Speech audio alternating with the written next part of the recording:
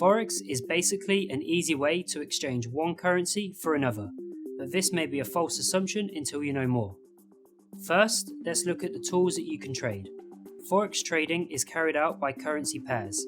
In fact, you buy one currency and sell another.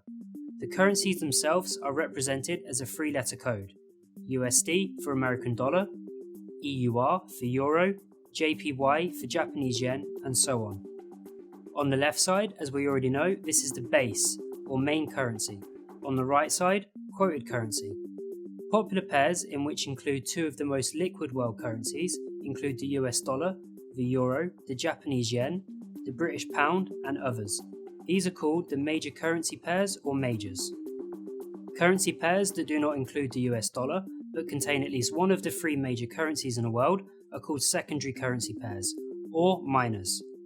Currency pairs that contain currencies of developing countries, such as the Mexican peso or the Polish zloty, are called exotic pairs.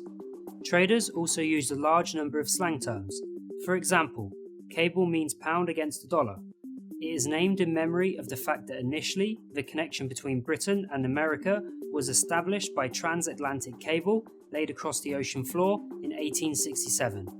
You may also hear names such as loonie for Canadian dollar, which has the image of a loon bird on the coin, and also Aussie for Australian, Kiwi for the New Zealand dollar, and greenback for the US dollar.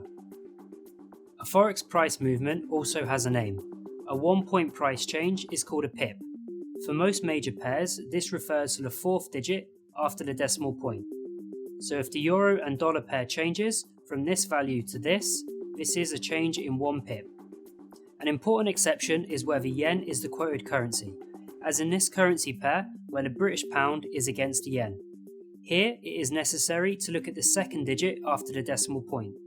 Each 1 pip movement is estimated at only a tiny amount, so Forex trading is carried out in standardized volumes, which are called lots. Standard lots is 100,000 units of base currency.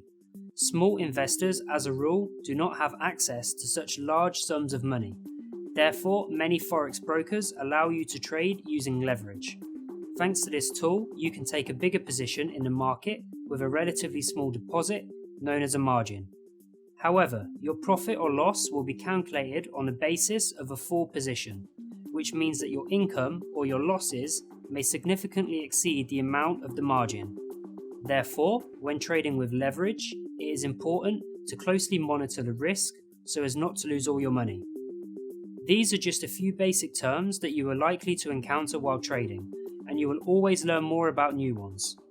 Understanding this should give you a good start on the road to becoming a confident Forex trader.